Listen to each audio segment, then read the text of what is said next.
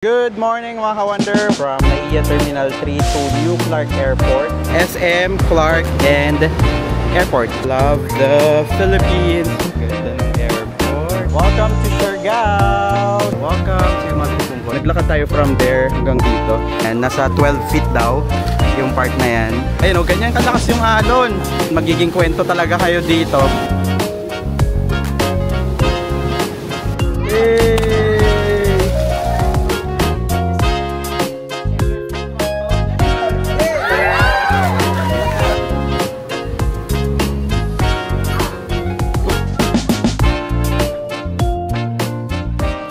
Good morning mga ka-wonder, Wonder J here, and nandito na naman tayo sa NAIA Terminal 3.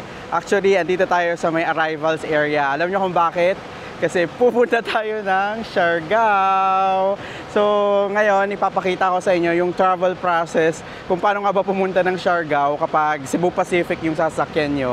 So tama yung narinig nyo. Babiyahe kasi tayo from Manila papuntang Clark, tapos from Clark to Siargao. So ngayon nandito na tayo sa may arrivals area. Ang landmark nyo kapag pupunta kayo kung same tayo ng airlines is pumunta kayo dito sa may NAIA Terminal 3 arrival area. Dito sa may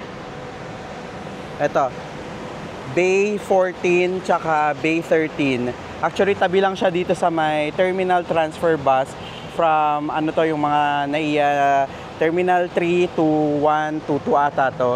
Pero dito tayo sasakay sa may booth na to. Ito, pakita ko sa inyo. Ayan.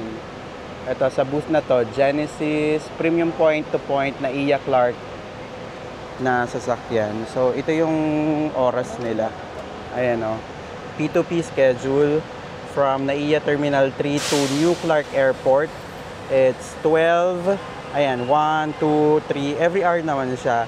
So time check tayo, it's 6:05. So kakaalis lang ito pala, 6:05. So kakaalis lang nung isang bus kanina. So ito na yung hihintayin natin, 7. Ang flight pa naman namin is 10 something yung boarding. Tapos ito yung pamasahe, 430 pesos hanggang Dao SM Clark Angeles City. Pero kapag New Clark Airport kayo, it's 450 pesos. Tapos sa conductor daw magbabayad ng pamasahe. So ano tong isang schedule na to? Ayan, screenshot nyo na lang para may idea kayo. Tapos kung sakali, para malaman nyo din, meron din sila dito Baguio daily updates. Di ko lang alam kung dito to. Yan yung oras niya. 740 yung pamasahe. So ito yung sasakyan natin. Ayan, SM, pwede siyang magbaba, Clark and SM, Clark and Airport. Naman yung nila, lagayan ng mga bagahe. So okay lang naman. Ayan. Okay lang may bagahe. Yan, lawak naman yung lagayan.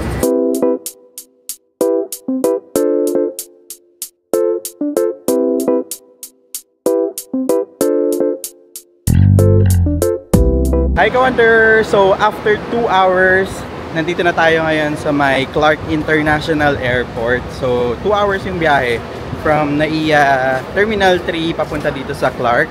And ang pamasahe is 450 or 475. Lalagay ko dyan. Pero may discount naman kapag senior, student, tsaka PWD. Pagbaba nyo, may mga may mga nagugutom kayo, mayroon din mga kainan, Uncle Jan's, may nakita rin ako doon, and meron din mga iba-iba pang mga kainan doon. So ngayon punta na tayo, pasok na tayo sa loob.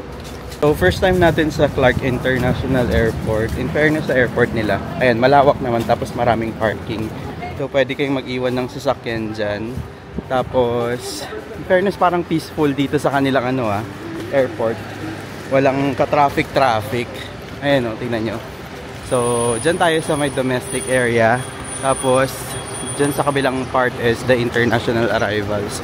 Yay! Love the Philippines! Punta tayo sa domestic. Pero pag international nga, dun nato sa taas. Pero dito tayo sa may domestic pupunta. Actually, domestic arrival pala yan, dating. So, aakyat pa pala tayo sa taas. In fairness sa airport ng Clark it's giving, alam mo yun, ibang bansang mga Ibang bansang mga airport, grabe. Ganda rin. Ayan, so andito tayo sa my 3rd floor. Wow! Ganda ng airport, in fairness. Ano? Tapos, malamig dito sa loob. Hindi sira ang kanilang aircon.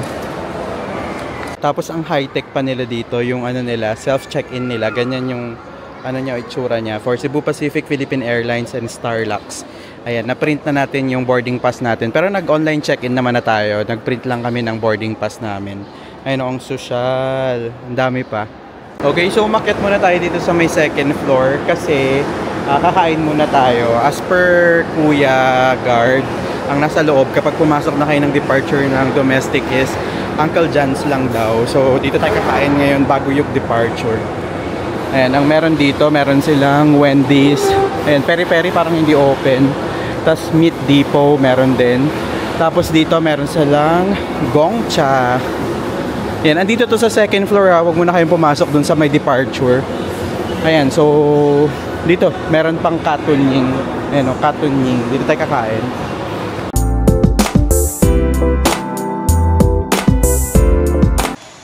Welcome to Siargao! So, 2 hours yung biyahe natin from Clark International Airport papunta dito sa Siargao.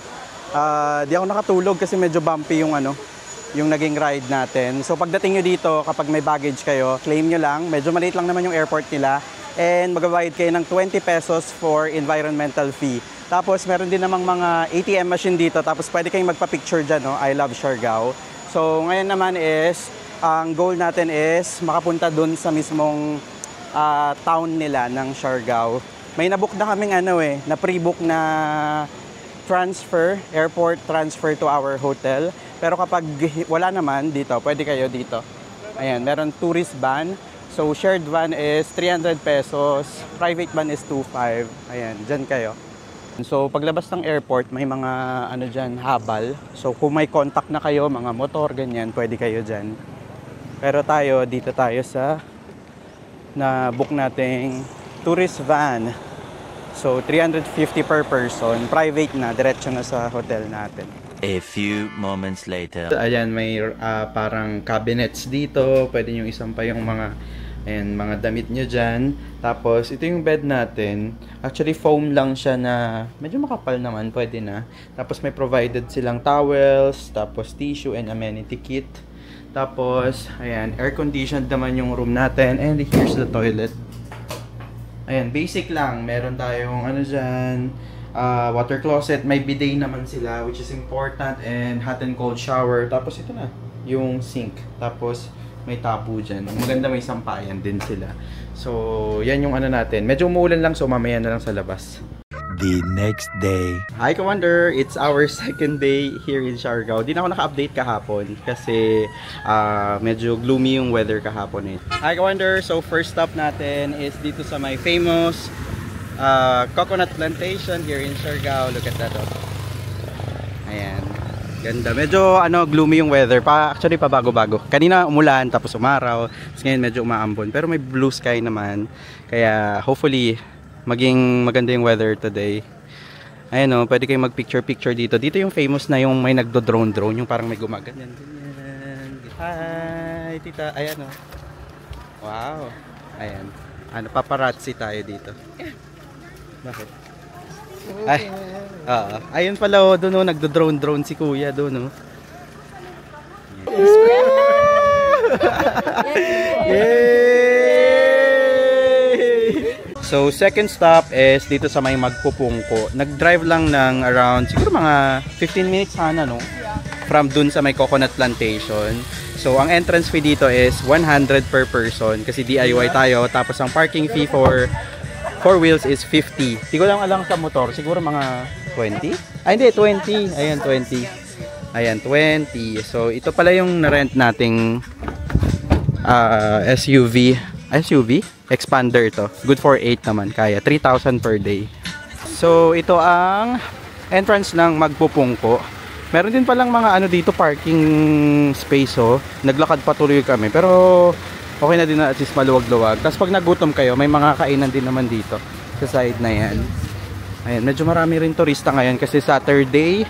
And yan, weekend. And umaraw na, ganda ng weather ngayon sa may Siargao, kaya ito na yun. So meron silang mga ano dito, no bringing of food and drinks, using of single-use plastic, stepping on corals, and smoking is strictly prohibited. So ito yung kanilang dagat dito sa Magpupungko. Yan, pwede pa kayong kumain dyan kung nagutom kayo. Yan, doon tayo pupunta actually sa lagoon na yun, yung mga tao doon. Zoom ko nga.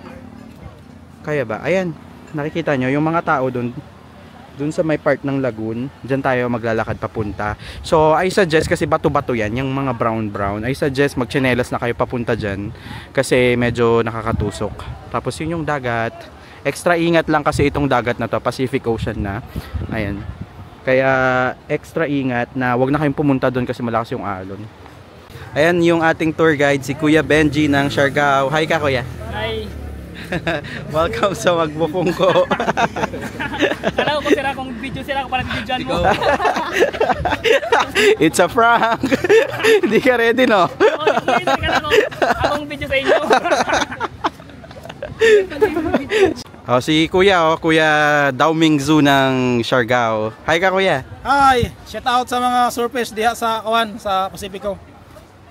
Abo na kay Kawan kay Pani Dolpina. Shout out sa imo pre. Yo. Ayan, nandito na tayo sa may Magpupungko. Kung mapapansin nyo, ayan o, naglakad tayo from there hanggang dito. Siguro mga 5 minutes walk lang. Sabi ko nga sa'yo, magchinelas na kayo kasi may mga sea urchin daw. Tapos yan, mga bato-batong matitiga, nakakatusok. Kaya magchinelas na kayo. And medyo delikado ngayon. Actually, kapag high tide, hindi siya nagpapapasok dito. Kasi kung mapapansin nyo, dagat na to. Pacific Ocean na daw yan. So, kapag nag-high tide daw yan, medyo malakas yung current, kanyan. Last week, meron daw, ayan, unfortunately, may namatay daw dito. Ayan, medyo may kwento nga sila na parang di daw kasi pinayagan, pero nagpumilit na mag-swimming dito sa area na to, kaya namatay siya. So, ay nakakaano lang sad, pero doble ingat lang pag pupunta kayo dito sa Magpupungko. Yan, pwede kayong mag cliff dive dyan, no, sa part na yan. Nasa 12 feet daw yung part na yan, tapos dito 10 feet. Kaya naman siya, medyo mababa dito sa part na to, pero doon medyo malalim na. Actually meron pa tayong pupuntahan sa likod niyan, pero dito muna tayo tatambay. Yan, so yan yung rock formation dito. Hindi ko na alam paano siya napunta dyan. Amazing, oh, tignan mo, bundok yan. Tapos dyan siya napunta, parang nagpatong siya. So, ayan, amazing din yan dito sa may Magpupungko. Ayan, lapit tayo ng konti sa dagat ha, pero hindi na tayo sobrang lalapit kasi alam nyo na, delikado. Ayan, oh, ganyan kalakas yung alon. Ingat-ingat lang, wag na kayong, alam mo yun, magiging kwento talaga kayo dito. Pero ang ganda, oh, di ba? Nakaka-relax talaga yung mga waves, no? Hindi ko lang alam kung ako lang. Ayan siya. Ganda. Wow. So imagine mo, nag-high tide daw yan dito around mga 5 PM.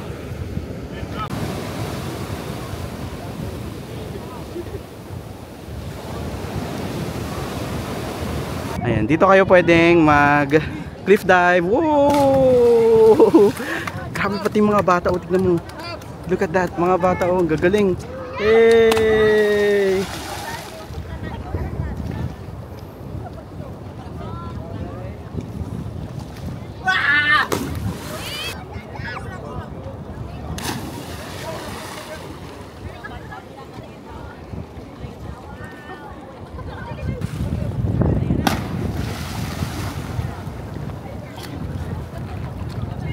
Ito yung sinasabi ko, pwede kayong kumain. Ito may mga food sila. Ayan, mga pork afritada, fried chicken, or mga refreshment, fruit shake. Ayan, fruit shake. Buko halo-halo, special halo-halo. So, here's our halo-halo. Special halo-halo, 120 siya. Ayan. May kasama siyang buko. Tapos yung mga laman niya, parang sa may fruit salad. Siguro ano na din, syempre. Parang accessibility ng, or yung parang available na mga laman. Pero marami naman siyang laman. Meron pa nga siyang manggay. Ang weird nung halo-halo. Pero so far naman, masarap kasi may ice cream. Hi ka-wonder! So next stop is dito sa may Maasin River. So siguro nag-drive lang si Brian ng around 20 minutes. Ngayon nandito na tayo sa may Litik Maasin River. Here. Ayan. So, bayad lang tayo. Oh, meron silang mga benta dito. Balot. Ayan, kung ano-ano pa. May mga souvenir shops din dyan sa park na yan. Ayan, so ang entrance fee, pagpapasok lang kayo, 30. Ayan, sa jumping board, picture-picture, dyan sa bamboo raft, 30. Pero pag magbo-boat daw kayo, separate payment pa siya. Parang 200 per person yata, papunta dito sa may lagoon na to. Para tayo, baka mag-entrance lang tayo. Ayun pala, 600 pesos, good for 3 packs yung sa may boat nila. So, nakapasok na tayo sa loob ng Maasin River. Yan, pag nag-boating kayo, good for 3, 600 pesos. Pero pag entrance fee lang, dun. Ayan o, nakikita nyo sila. 30 pesos yun. Ayan siya. 30 pesos sa part na yan. Meron mga tumatalon. Ayan. Yung mga tumatalon dyan, 30 pesos yung entrance fee dito. Pwede kayong mag-sightseeing, picture taking, ganyan. Pero pag gusto nyo mag-boating, papunta dun sa Sugba Lagoon, 200 per person, parang ganun. Yung boating niya kapag good for 3, 600 pesos.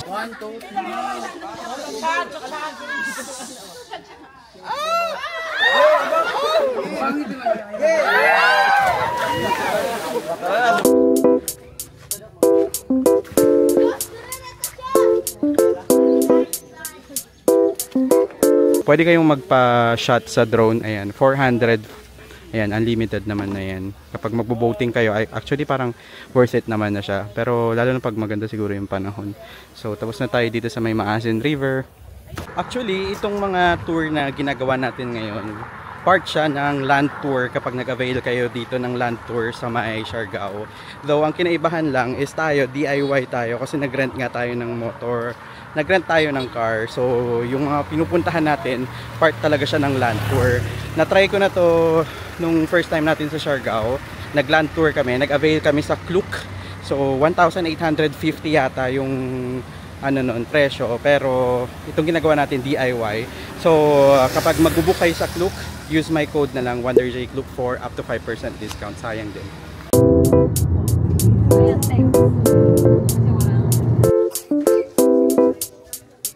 Hi Wonder! So our next stop is Secret Beach. Hindi siya secret kasi nga alam na ng maraming tao. So ganito yung entrance niya. Oh. Ayan, so ganito yung Secret Beach. I think low tide. Ganda. So meron parang property dito pero bawal tayong mag-trespass sa part na yan. Dito lang tayo sa gilid. Yun yung beach, medyo low tide na. Ayun, ang ganda ng vibe dito.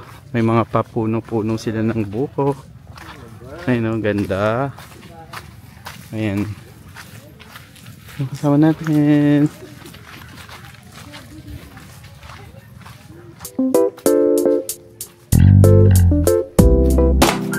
Ayan, walang entrance fee dito sa may Secret Beach ha. Tapos, ayan. Meron na tayo, Bermuda grass na. And, ayan, ang ganda dito. Ang peaceful ng vibe. Ayan, maraming mga puno ng buko. Ayan, yung nakikita nyo. Diyan tayo pupunta. Sa Secret Beach. Ganda dito. Kung talaki ng hammock dito. Tambay-tambay kayo. Diyan. Sa park na yan. Dito tayo magsa-sunset viewing.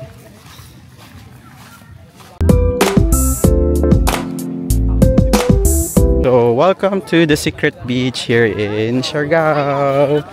Ayan, ganito yung tubig. Pakita ko sa inyo. Kita nyo? Ayan, napakalinaw. In fairness. Ayan. Medyo pa sunset na eh. Parang nasa 4:30 or 5 PM na. Ayan, pwede kayong magkayak. Meron tayong nakikitang mga nagkakayak. Ayan, tumatambay. Ganyan siya. Doon tayo galing sa part na yan. Ayan. Ganda.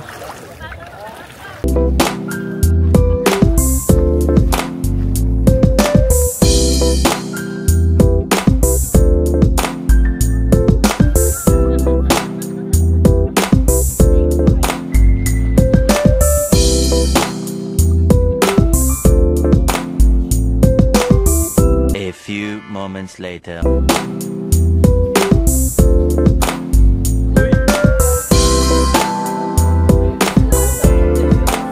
Hi Ka-Wonder, it's dinner time. So dito tayo kakain sa may Howle. So ito yung menu nila, pero ang in-order natin is yung mga bestseller nila, sisig, scallop, baked scallops. In-order din natin yung veggie lumpia, no? Yeah, tapos garlic rice. Tapos syempre, partner. Ayan, so let's eat na. Kain na tayo. Ayan, try muna natin yung kanilang baked scallops.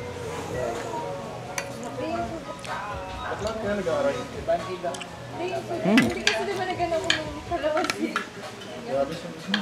Top.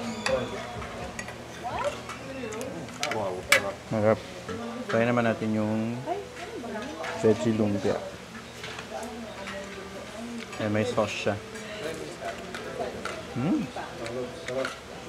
Fresh siya. Chop.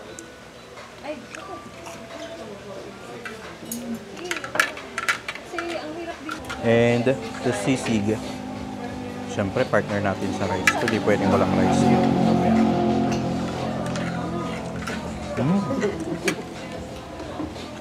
Sisig na talaga siya. Kasi wala siyang itlog. Wala siyang mayonnaise. So, talagang authentic na sisig. Dila siya, no? Ay, tenga. Tenga siya. Mascara. Mahal! Yup. Cheers.